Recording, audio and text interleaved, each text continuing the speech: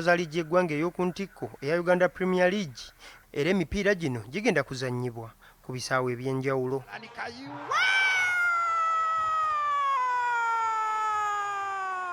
Ogumu ku mipiira gino gugenda kubeera wakati wa Vipers Sports Club ekulembedde ekimeza kya liigi eno ng'ettunka ne Express FC eri mu kifo ekyokusatu. Ttiimu eri mu mbeera nnungi, abazannyi bakoze recovery yaabwe nnungi nnyo era beetegekedde ttiimu ya Express bulungi nnyo kuba tukimanyi kye kitegeeza kuzannya ne ttiimu Express naddala nga yakagenda emipiira 3 nga tewangula ate naffe nga tumaze okusula obubonero bubiri.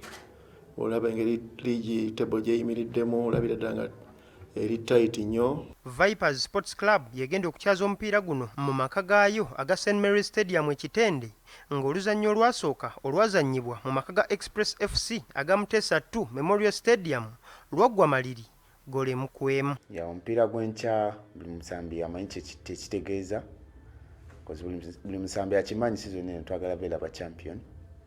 Omupiira gw'enkya gw'amaanyi erifa abasambi ne technical team. Twatelezezza ensobi zaffe tubadde ne recovery nnungi mu training n'abasambi bonna abalwadde bakomye era tuli wamu.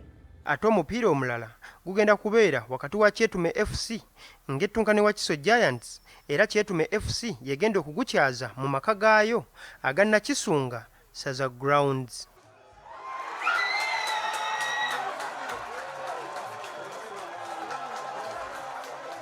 Ekimeza kya Uganda Premier League nga bwe kiyimiridde, Vipers Sports Club yekulembedde ng'erina obubonero 43 okuva mu mipiira 19, URA FC neddako mu kyokubiri nga nayo erina obubonero 43, Express FC neddako mu kyokusatu ng'erina obubonero 37, KCS FC neddako mu kyokuna n'obubonero 34, olwo n'endala ne zigoberera.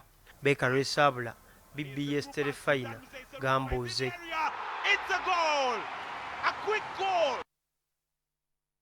Gambuuze mu by'emizannyo